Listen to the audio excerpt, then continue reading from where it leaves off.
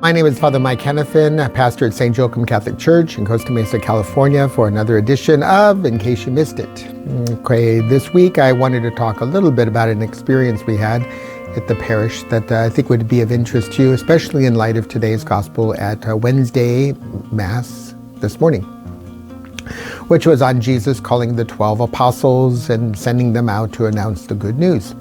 We had a similar experience here at St. Joachim's this last Monday when, as I arrived to the office, there were 3 women that were waiting to meet with me, and 2 of them were in their 20s and one was probably in her 50s. And they were part of the Neo-Catechumenate, but not here at St. Joachim's. One was from Valencia, Spain, another one was from Los Angeles, and the third was from San Jose, California. So they came here to announce to the pastor and the priest, but also to our staff, that was the few that were working here that day, of the good news of Jesus Christ and how God has touched their life. And they shared their experiences, their stories of faith, how they came to the place where they're at now, where they're willing to take a leap of faith and to go out and announce the good news without, as Jesus said, don't bring your handbag and don't bring an extra a pair of sandals or a backpack. Just go with what you have on hand so that you can depend on the providence of God, Divina Providencia. And so that's what they were doing. The only thing they had on them was their license, their driver's license, so they had some sort of personal identification in case they got into trouble. And so they came here with a water bottle and the clothes on their back, and they had spent the night before over at St. John the Baptist, who they had listened to their stories, the Norbertine sisters and the priests, and put them up for a night in a parishioner's home.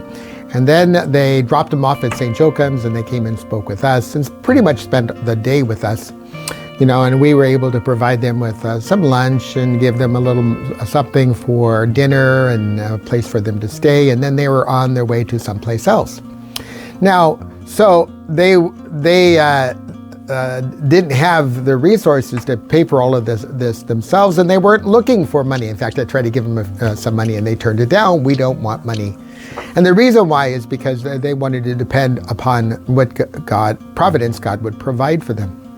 And so I left them overnight, and they went off with, they stayed at a Motel 6 that had one of our parishioners work on it. And then one of our parishioners, a young man, drove them around yesterday, Tuesday, to various parishes where they tried to announce the good news to the priests and staff in those parishes.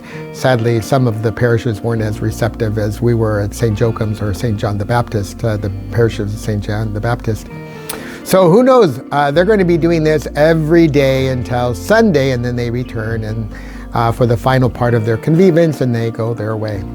Now, Father Douglas did this a couple years ago in Oregon.